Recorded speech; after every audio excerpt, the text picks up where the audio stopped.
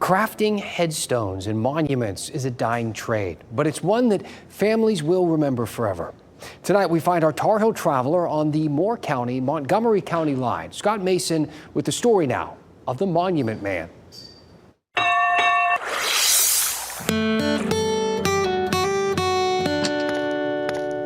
All you have to do is hit that right there like that. He's the last of the stonecutters. And cuts the edges and makes them smooth. But the finished stone is so often intricate. Lilies and flowers and roses, all that detail is hand done. The old way.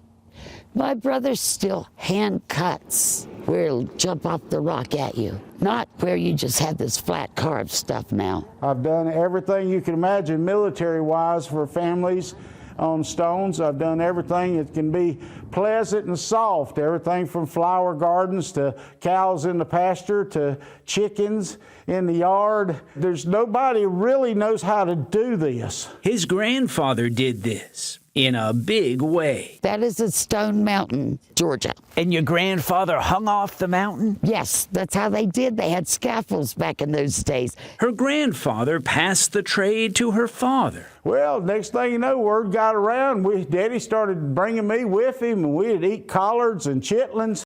And Daddy got to researching, and there was 1,000 country churches and cemeteries in Montgomery County. It's considered Visco. Hutto's Memorials. They say, "Oh, you're the Monument Man." You just mentioned the name Hutto. There's not another Hutto. We're not like Smiths and Joneses. So what you do is you sandblast, and it eats down into the stone and makes a groove. Put a mask and a hood on, and he would carve it. Her father, and now her brother. You just paint the letters black, and when you pull the mylar mat off, you have a stone that's legible and readable. And you have the stone. From the time of the Roman Empire all the way back to the Egyptians, everything that's permanent that we read about in our history, in our history books, is documented and written in stone. That, like my brother said, is eternal. And we put in granite about that human what they did when they were here on earth. It's very personal. It is. We touched it.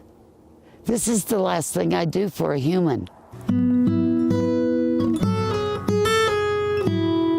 I like the way they put it. Hutto's Memorials gets much of its stone from the Salisbury area, from the town of Granite Quarry, known for its vast seams of granite that lie beneath those rolling hills.